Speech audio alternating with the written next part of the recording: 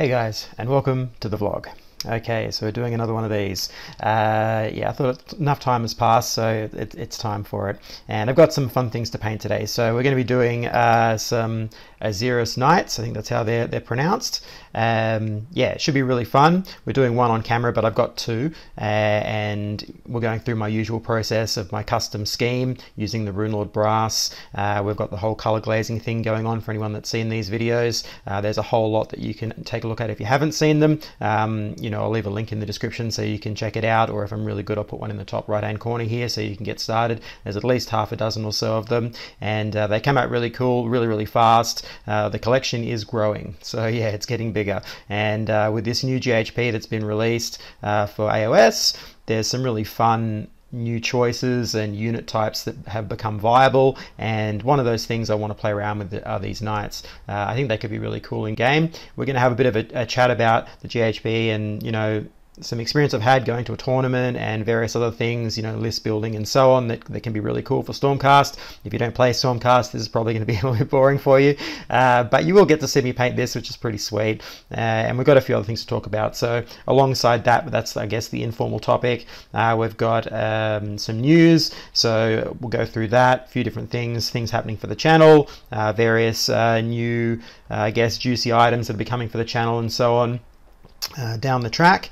and just a whole range of those sort of things. And I think that'll be pretty fun, so I guess we should get started, eh? Alright, so let's begin.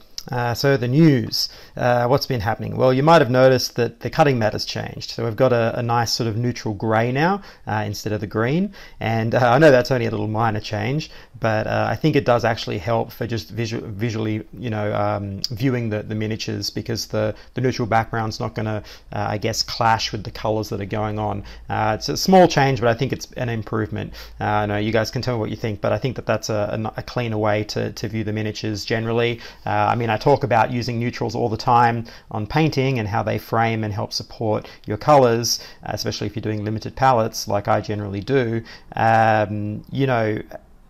Using that advice as well for your space, especially if you're filming something, is also really useful. So the neutral background, I think, is a good change, a good addition. So yeah, that's been really fun to just work that out and tidy up that space a little bit for these videos. And what else? So alongside that, it's very close now, I'll be able to upgrade my camera a little bit. So yeah, I'm not sure exactly when that's going to happen, but we'll definitely be upgrading the visuals a little bit. So hopefully, and then I'll see if I can render out the videos or record them in a high resolution, so that when they go to YouTube, you should get a better quality, hopefully. And hopefully it's more about the color space I'm sort of really interested in. Hopefully that will give you more accurate colors. That's really what I'm hoping for. It's something that I've been wanting for these videos since I started, was that to produce videos that give you a more accurate image of what I'm actually doing, so that you can replicate it more easily. As my videos generally, although they can be entertaining, I guess, for some people, I don't know, but the purpose of most of what I do is there as education or information, or something that you can take away and use at least, or practical in some way, so you can actually get something out of it. And if that's true, then being able to accurately see what I'm painting and what it looks like when it's finished is kind of important to that for most of these videos. So yeah, getting closer to a better color space is definitely something I'm trying to do. Anyway, that's one of those little side notes for the channel, I guess, or the behind the scenes. What else? We've got my Ghoul Ripper has just been released on the Blood of Gods web store. You can check the link in the down there, but he's been released now. They're STL files that you can download for 3D printing.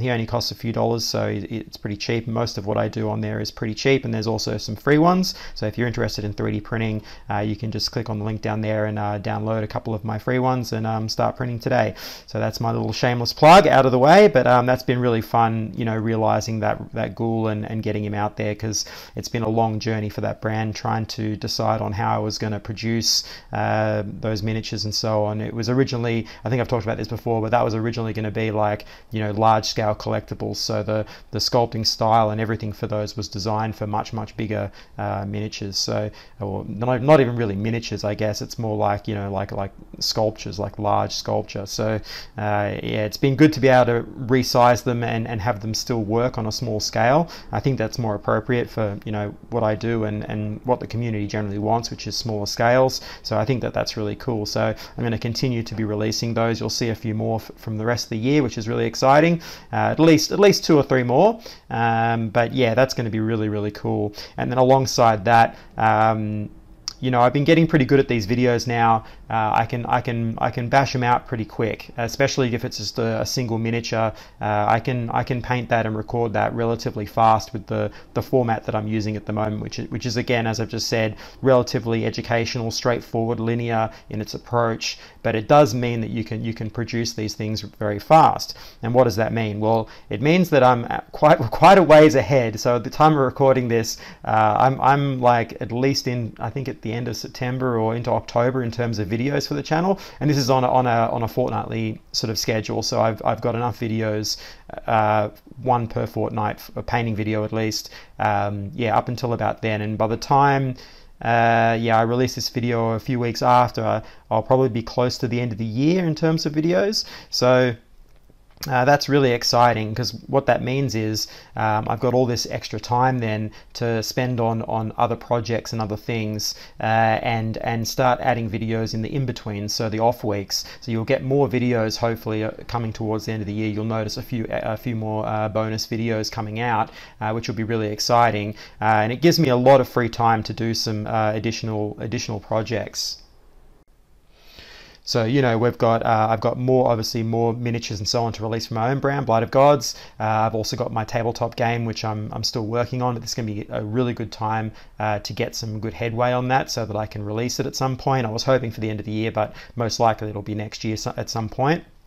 So that'd be really great to get that underway, because it's been sitting there in a sort of a post-production phase for like quite some time, and I need to get it cracking. So that'd be really nice. But also it means I can explore some other systems. So you've already seen an Infinity tutorial on the channel. If you haven't, it's in the backlog of videos. I do some Yujing custom scheme, and you know, and I'd like to continue that. I want to do that wolf suit. I'm not sure what it's called, but the Mongol wolf suit mech thing that they have, that the Yujing have, I really want to paint that. So we've got a few more videos for Yujing Infinity at least. But then I'm also going to dabble in some Legion, some Star Wars Legion, and some MCP. So I want to do a few of the characters there as well. Yeah, I think those things will all be really fun. So that'll give me some time now to actually like put out a few videos on those subjects, and you know, they'll follow in line with what I usually do, which is mostly it's going to be custom schemes, things like that. MCP, you know, don't expect the standard color schemes. That's not really what I like to do. I like to play around with the colors. So, you know, they'll be custom schemes. They're not going to be just how those characters are seen in comics. They'll be, you know, playing with the color and trying to develop, I guess what I thought would be fun would be to add a kind of, you know, that army painting or Warhammer style sort of aesthetic to Marvel characters. So treating your little team as like a little army and coming up with a scheme and so on, and having them be a bit more harmonious. Because what I've noticed with MCP is that, you know, once you have your collection together, it's very sort of, you know, higgledy-piggledy in terms of the color schemes, because it's like the comic, you know, it's all bright colors, all really strong, and everything's vying for attention, and there's no real harmony in the colors or in the teams that you pick. So yeah, I'm hoping to add a little bit of that flavor to MCP, and again then into Legion as well. So I've got some ideas for Legion, a nice fast color scheme for some stormtroopers and some, you know, some bad guys. I like doing the dark edgy stuff, so we're going to be doing some bad guys, and yeah, I've got some ideas for that too. So that'll be really nice to just see if I can come up with some yeah, some custom schemes that aren't just the traditional colors, that might be a little bit easier to produce or a bit more fun to play around with than just the standard. Not that the standard colors aren't great, but you know, we've seen them all before, right? So it's nice to explore some other possibilities with those, and I thought that would be really fun. So that's really cool. What else along those lines? So we've got yeah, so we've got those new systems coming in, maybe even some others as well. I'm not quite sure. Maybe even some board game stuff. I don't really know. But I'm really enjoying the journey this time around. I've said this before, but I've come back to the hobby after years break, and over these last few years, and it's the first time in my adult life that I've been a customer. Like experiencing this as an adult. Before I worked for the company in the early days, the bygone era, and before that I was a kid. So this has been a really fun journey to experience what it's like to be a hobbyist like anyone else, and try out different brands and different game systems and all of that sort of thing, free of any kind of preconceived notions or anything. It's been really enjoyable and a really rich experience, and so I'm definitely going to explore some more things alongside that, so maybe even some other 3D printing stuff or some Patreons. I don't know yet, but there's a good chunk of time between now and the end of the year where I can explore a few different projects. So expect to see some fun things coming up. It should be really cool. So I guess now we should get on to that main topic.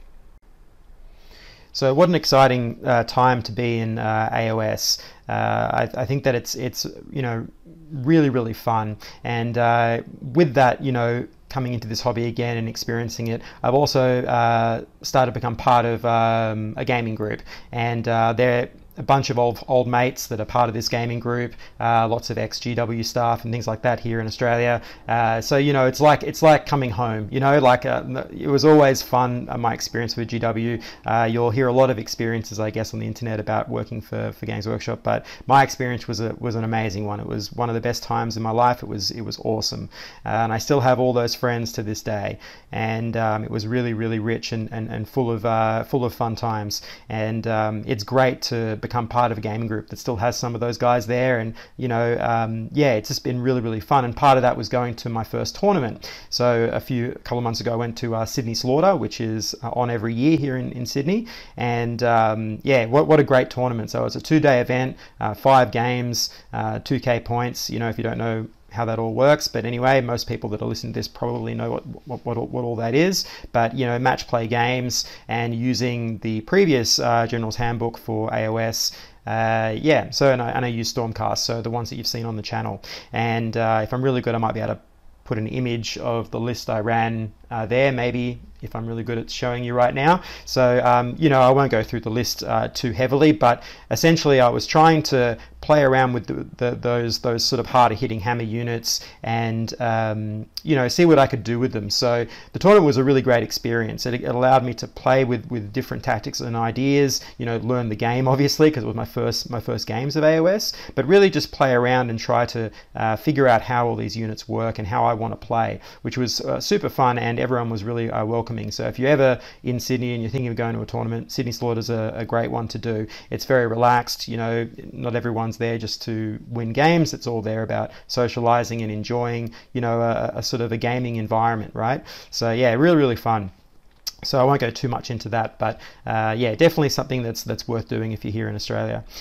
So where do I want to go with this? Well, so we're moving into this new GHB, and it's really interesting, isn't it? I mean, the Galatian veteran thing is interesting. There's tons of ways in which all of that is changing the meta and offering up new choices. And so there's a bunch that I want to try. These Knight Azyros that you're watching me paint right now are one of those, and I think that they're going to be really fun. There's a lot of things there, but one of the little changes, which I don't know if there were these points before, but the Drakespawn Knights, the Dark Elf Cold One Knights from the Cities of Sigmar army book, they're like 120 points now, or I don't know if they were before, but I don't think they were. I would have noticed it, I think, but anyway, they're 120 points now, and they're 5 models on cavalry bases with a 3-up save, and a 10-inch move.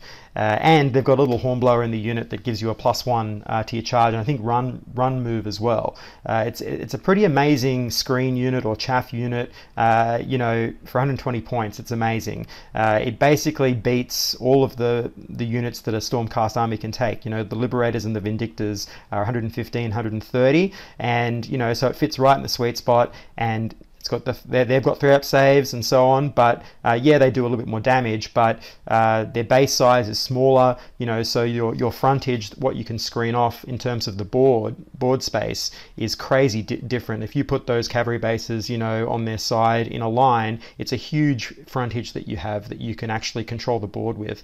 And when I was at that tournament and I was trying to, what I was usually doing was using the Fulminators to pin my opponent in early and then control the board state. But I always felt like I was 1 unit short. I was always trying to do these maneuvers, but I didn't have enough to actually pull it off. I eventually did. You know, in my last game I won that one, and everything worked the way I thought it should, and it was a really satisfying experience to get those tactics to actually work. But I still felt like I was 1 short, and with those knights, those Cold One knights, it just allows for a much greater ability to control the board state, and it gives me that extra unit as well, which now that I've changed the list around, all the Industria's out, and I've had the extra points to play around with it, so I can get things moving a little bit better. And so that extra unit's going to come in really handy, and their ability to move so quickly is also great because you can reform your line really fast. They can support the knights. There's a whole range of things that those Drakespawn knights do, which I think are really interesting, and anyone that's playing Stormcast or even Citizens of Sigmar should look at those, because they're very well pointed at the moment. I don't know how long they're going to stay at 120, but they're certainly well pointed right now. So yeah, super interesting there. And then there's things like, you know, obviously the new endless spells are amazing and everything. Everyone's taking purple suns left, right, and center. You know, but things like the Lord Arcanum on Gryph-charger, which you're going to see either now, I might show it, or at the end of this video, and a few other units that I'm going to try. We're going to take a look at a group shot of them that I've been painting off camera. And you know, the Lord Arcanum on Gryph-charger is a really interesting pick. Pretty viable, I'd say. You know, maybe not S tier, but definitely an A tier sort of unit. Same with these Knight Azyros. Most of the units that I'm trying out are sort of, I guess, more in an A tier selection. They're not really S tier units, these sort of additional ones that I want to try, but you know, they're still going to be really fun for competitive casual games. I'm not sure whether any of these would end up in a tournament list exactly. Certainly the Drakespawn Knights will, if I go to a tournament again, they'll definitely be in there if they're still 120 points. But a lot of these units are just really interesting to try. So you know, I think that Arcanum will come in really handy, because he's going to be able to support the knights. There's all sorts of little fun plays there that you can do. And the other one is that wild form wizard. Now that's already been in the meta for quite a while, the battle mage with the wild form, so you can get the +2 to charge. That's an amazing ability, and now that those battle mages are 100 points, pretty much every order can take advantage of that. Every order army can take advantage of it, right? It's an amazingly pointed wizard, and hopefully it stays like that, because that's sort of, you know, game changing for a lot of lists. That's a really useful points value for a wizard, especially one that gives you +2 to charge. So yeah, I'm really interested to play around with that. You'll see my very highly converted wizard at the end from a necromancer model, and very you know, ingenious conversion. It's not just a necromancer with a skull on his head, but yeah, that's going to be really fun to play around with. Again, possibly not your tournament pick necessarily, but certainly in a lot of lists that one works, and we've already seen that in many lists that go to tournaments that use the battle mage, that wild form spell. So yeah, I think those things are going to be really interesting, and there's a whole range of other ones like the Astral Templars could be really fun for this edition. There's all sorts of different combinations that you can try right now. The meta's really open. Obviously, one thing that's great that any tactical kind of video talk, whatever discussion talks about, is that, you know, battle line that are cavalry that aren't infantry are obviously going to be really strong, because they don't end up becoming Galatian veterans, so they don't cop any of the negative downsides from that, you know, things like bounty hunters doing double damage and so on. So I think Stormcast have a really good range to pick from to really capitalize on minimizing the downfalls of this current edition. And one of the biggest things that I found that is, you know, game changing is the removal of the priority targets thing that was going on. So the extra points you'd get for killing certain units in certain armies, and obviously that really affected my experience over that tournament, because the way I was using those Fulminators and the Raptors, which are, you know, they give up points during that GHB, you know, I play quite aggressively with them, and so I would always end up giving up points. And it ended up becoming actually making a difference. I didn't think it would, but it did. And so not having that in this current version of the GHB is an amazing buff as well, and that's going to allow players like myself that want to use those fulminators more aggressively, or even as a really expensive screen, so to block armies in and allow the army to actually charge me rather than always trying to get the charge, and allowing them to absorb damage, and not worrying about if they eventually die, because that's not the main focus for that list. And so playing them in unusual ways, or in very sort of like I guess, you know, high risk, high reward kind of plays, you can do that without giving up points. And I think that's really important. So there's a lot of exciting things that are happening for that GHB, this current one, and obviously for Stormcast. But all the armies have the same possibilities. There are just so many different lists that you can try, and we're seeing that. You know, at the moment everyone's concentrating on Purple Sun, but that's going to change and ebb and flow out, and then you're going to see some interesting builds. Still, the one drop is powerful, and I think denying the Galatian stuff is probably going to be the way it goes in the end. You know, the one drop deny, that sort of thing is pretty powerful still, but for a while we're going to see some pretty varied lists, I think, until the meta starts to settle down. So really exciting. If you're into AOS, then this is the time to play some games, because I haven't seen, you know, Games Workshop really produce a rule set that's so interesting for so many different units. You know, it's really, really crazy the way they've done this. And only really some minor changes, and you can see that you know, their rules for fighting, they're sort of almost 40k combat rules that they've added in, you know, within half an inch of another unit that's engaged, that sort of thing for the Galatian vets. You can see that's probably going to be in the next edition of AOS, you know, as a way to fix a lot of the large base infantry that really struggle with their reach and so on to actually be viable in anything bigger than like 3 or 4 models. You know, you can't have those big units of large base figures because they just don't get to fight. So having that rule to overcome that, basically fighting like in 40k for those particular units, I think is really, really important. And I would imagine that that's been cherry picked from whatever the future edition that they're undoubtedly almost finished or are working on right now is probably where that's come from, and they've put it into this to sort of you know, test the waters a bit and see if it works, and it certainly does. That's a great fix for the game. It was glaringly obvious that should be in the game, that some sort of change for those sorts of units should be there, and here it is. So yeah, all of those things really exciting, and I can't wait to see what happens going forward from this GHB, you know, after the next 6 months, and see what they keep and what they change or what they mix up again. Yeah, really exciting times to be in AOS for sure. So yeah, I think we'll leave that there. I could waffle on about this forever, but we'll take a look at this Azyros Knight that I've finished, and we'll take a look at some of the units, I guess, at the end that I've painted off camera, and you can take a closer look at those as well, and I'll give you my closing thoughts and all that sort of thing. But it's been a really fun experience so far, and if you haven't gone to a gaming group or anything like that, like I've just mentioned that I've been going to, try to get along to one of these groups, because yeah, it really opens up a new little world for you in terms of gaming and so on. And yeah, I've definitely enjoyed the experience for sure. And there we go, the Knight Azyros, all done. Let's take a look. Yeah, this was, you know, nice and fast and fun. You know, just getting him done in my usual little color scheme there.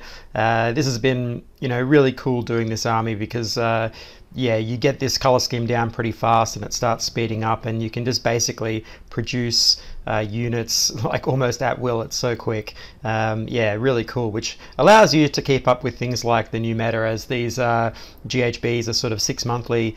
It's nice to be able to just do up some fresh units and play around with some of the new possibilities that the General's Handbook allows. Yeah, super fun.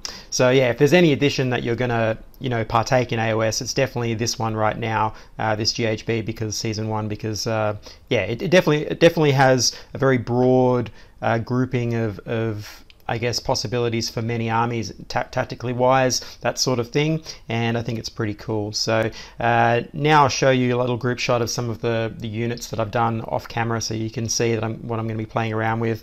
Yeah, and we'll have another vlog in the future, and I'll talk about, you know, my experiences with that and how I've gone, and anything else that I decide to add. There'll be always more of these on the channel, so you'll see more painting videos on these Stormcast. That's not going to stop. But yeah, and I'll show you a nice image of this one as well, with the paint list as I usually do. But I hope you've enjoyed this. Please hit that like button, subscribe button. It really helps me out. And I guess I'll catch you on the next one.